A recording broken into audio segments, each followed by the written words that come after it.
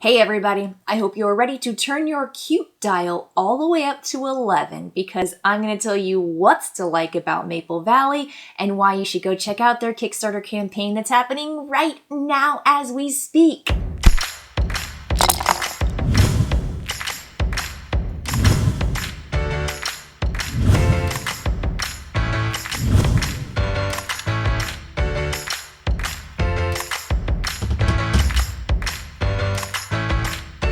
Alright, so most of you know that I did a Creature Comforts 3 things I like about this game on my channel, so if you haven't seen it, please go and check it out.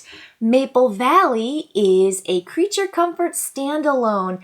Now this was all of us getting ready and cozying up for winter and preparing for that long season of hibernation.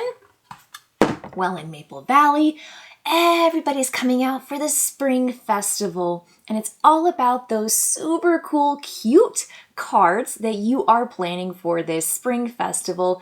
The critters are here, the map is here, the cards are here, and the bits. You're just gonna love all the stuff that's packed into Maple Valley. I want to follow a similar structure to my 3 things I liked about Creature Comforts because there are very similar features here in Maple Valley. While this game is wholly unique, it captures a lot of the same feel and the iconography and the cuteness that I really loved in Creature Comforts. So the first thing about Maple Valley that you have to know is that you move along this map wherever you want on your turn, as long as you can follow a trail. And that's what your friend cards are for. Everyone starts with a friend card, and when you play a friend card, that's your action. That's essentially you saying, here's what I'm going to do for my turn. And that friend has a couple features. The first one is it's got the kind of terrain that it is easily moving through, and so it makes a lot of thematic sense. So your critter, your friend, might travel well in the mountains, and they might have that mountain icon in the top left corner. They might be good at 2 terrains, and they might show, let's say, a mountain and a forest.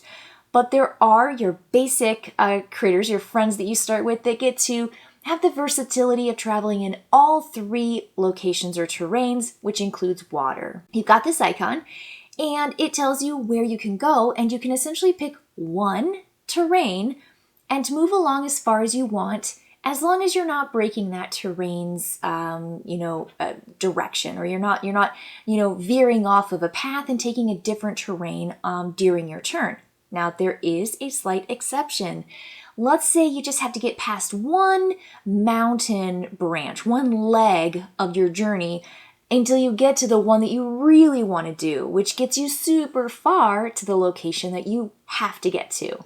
You can play a map token, and a map token says, I'm going to use this and travel any leg of my journey before I play my card or after I play my card. And you can play any number of those map tokens as long as you have them.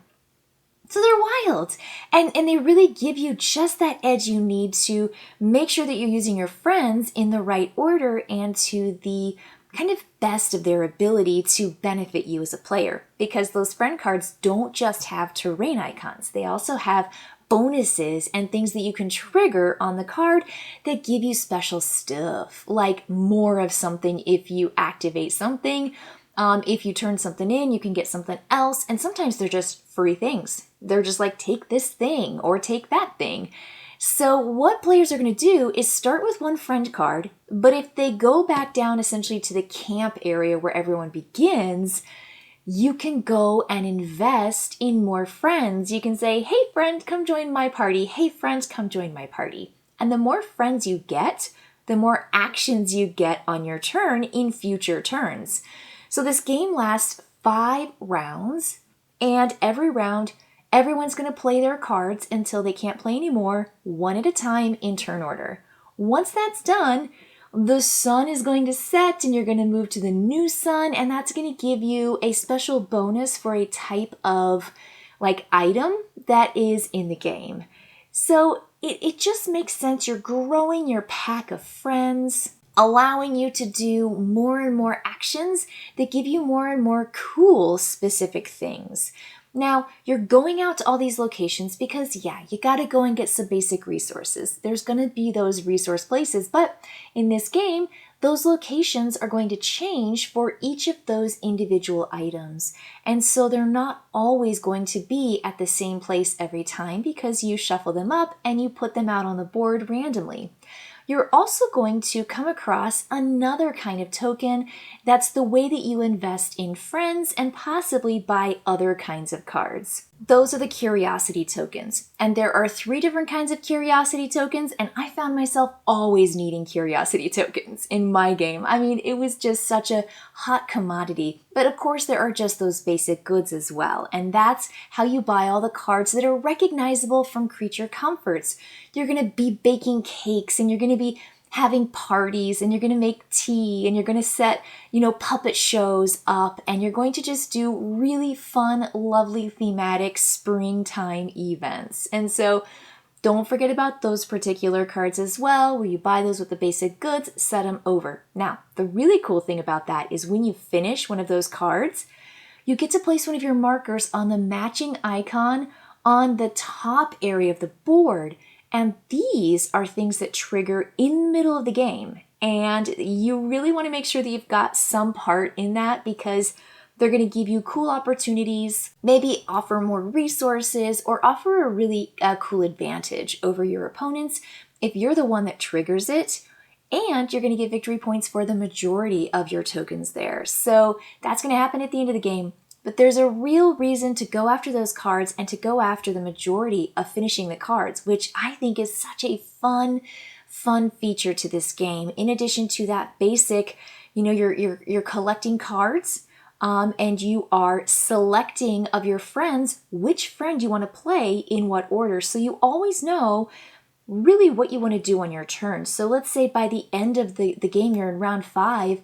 Let's say you've got 5 friends. You went down to camp and you got a new friend every round. And so now it's round 5. You're sitting with 5 actions in your hand and you're like, okay, boy, I had 1 action my very first game, and I'm sitting here going, oh, what do I do? So you play your cards out and you wait and you play your card and you wait, you play your card, and you really have to strategize where you're going on the board and what you're taking advantage of. And so it really grows as a game, and I just really, really like that. There are a couple other really cool locations where players are going to have an opportunity to take advantage of a special card that is placed there at the beginning of the game, shuffled up randomly, leaving some back in the box. And so some features of the game aren't even going to come into play every single game. And those are just really cool locations where you go and you can pretty much do anything and all things at that place that allow you to transmute, take one item and make it another item. They allow you to grab certain cards and tokens that are usually not available in that way. And they're just really, really cool and thematic. There are also these tent cards, and tent cards can be victory points of varying points, but they also can give you in-game bonuses like taking extra legs of a journey or gathering more resources of a kind when you pass by something. Or just giving you just a lot of victory points or points based off of what kind of friend cards you get. So those tent cards are just so important, and you can't let those opportunities really pass you by.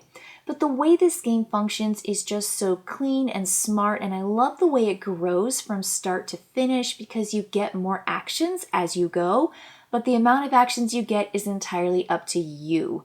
You don't necessarily have to invest in friend cards for the next round the way that other players are, but you probably want to get a couple friends because otherwise you're not getting actions, and actions are the way you get your victory points. And that's really the biggest thing I like about this game is there's so much choice. And that was the second thing I liked about Creature Comforts.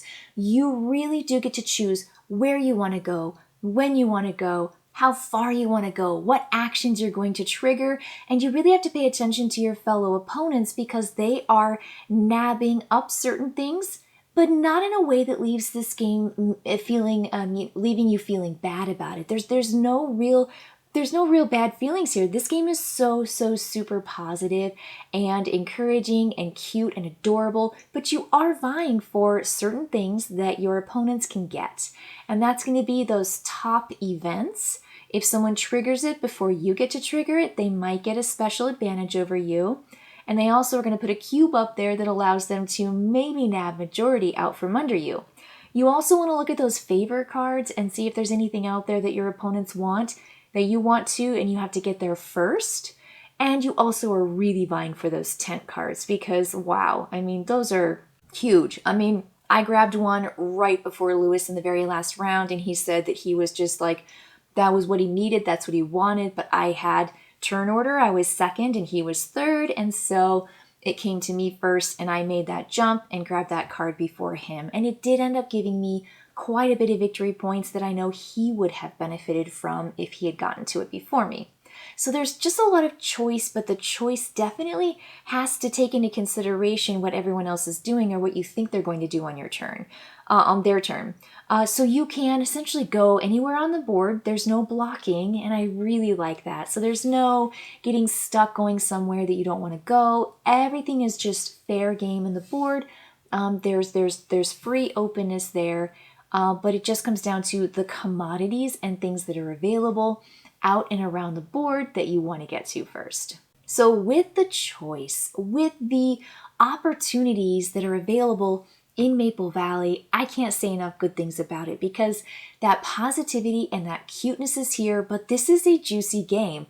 I actually think that Maple Valley is a little bit harder than Creature Comforts when it comes to strategy needed and planning necessary. And so I'm going to crank up the complexity just a titch with Maple Valley, and I think that there's just a ton here to really like. So if you're a fan of Creature Comforts, I think you will absolutely love Maple Valley. If you don't even know what Creature Comforts is, I hope that seeing some of the pictures and hearing the way I describe this really entices you because it's a smart game and it just gives players enough to bite into and to really enjoy, because this is a game that's going to take you an hour to play, but it's that perfect hour-long game, 5 rounds, grow as the game continues kind of game. And again, I cannot get enough of the cuteness, so I'm just going to leave you with even more cuteness in my outro here,